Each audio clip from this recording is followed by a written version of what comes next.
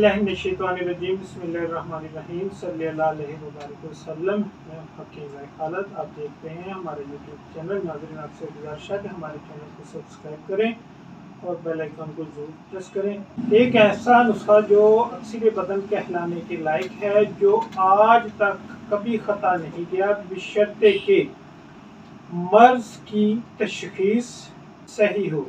जिन अमराज में ये नुस्खा इस्तेमाल करवाया जाता है या जिन अमराज में ये नुस्खा इस्तेमाल करवाया जा सकता है, जैसे अफारा, कब्ज, दर्द जिगर, दर्द तहाल, दर्द पित्ता, दर्द फम मैदा यानी कि मैदे के मुंह का दर्द, तबखीर, पेट की अकड़न, एड़ियों का दर्द, गुर्दा व मसाना की पथरी, पेशाब में जलन, पेशाब का रुक रुक कर आना, पेशाब कतरों की सूरत में आना, हर्निया, अपेंडिक्स की इब्तदाई स्टेज, नाक का दर्द, नाक के निचले हिस्से का औरतों में दर्द, गर्मी के अमराज, बवासीर बाती जिसमें हुल्फे आम में जलन होती है।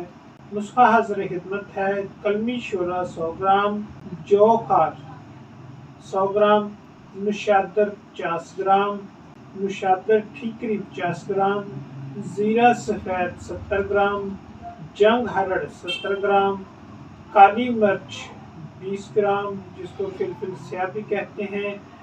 ये इन अज्जा का पाउडर महफूज कर लें, मसल गुबार नहायत ही बारीक और शीशे के जार में महफूज रखें। तरकीब इस्तेमाल कुछ यूँ है कि 1 चम्मच चाय वाला नीम गर्म पानी के साथ खाने के बाद सुबह व शाम। याद रहे कि ये नुस्खा रात सोते वक्त इस्तेमाल न करें। अल्लाह ताला हम सब का हामी व नासर। निहायत ही कमाल का नुस्खा है, लेकिन अत्तबा को ये बात लाजम कहूँगा कि मतलब में ये मुफरदात बारीक करके अलग अलग रखें। मरीज के मर्ज की तशखीस के बाद उसी वक्त अज्जा को बाहम मिक्स करके दें। अल्लाह अज़्ज़ा वजल अत्तबा को सलामत रखे। जज़ाकल्लाह। अल्लाह हाफ़िज़।